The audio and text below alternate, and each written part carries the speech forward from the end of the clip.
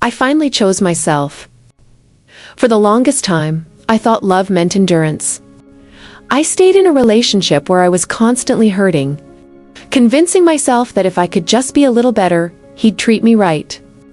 If I could be more patient, more understanding, maybe then he'd stop lashing out, stop shutting down, stop blaming me for everything. I believed that if I just held on a little longer, things would change. But they didn't. He never thanked me for my efforts. Never looked back to see how much I was bending, breaking, just to keep us together. No matter how much I did, it was never enough. "Isn't that what you're supposed to do?" he'd say, as if my sacrifices were just obligations. I was scared of his anger. When he was upset, it wasn't him calming down. It was me, walking on eggshells. Apologizing for things I didn't do, trying to fix problems I didn't create. Somewhere along the way, I stopped being myself.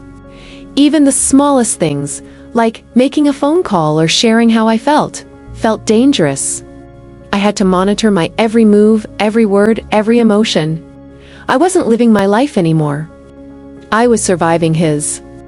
Then one day I asked myself, is this really me living? Or have I been living as someone else? Someone I don't even recognize? I looked in the mirror and saw someone exhausted. Someone who had been denying her own needs, shrinking herself down, hoping love would find its way back through sacrifice. But it never did. I wasn't becoming better. I was becoming invisible to him and to myself. That's when I realized, if being with someone means constantly betraying myself, it isn't love.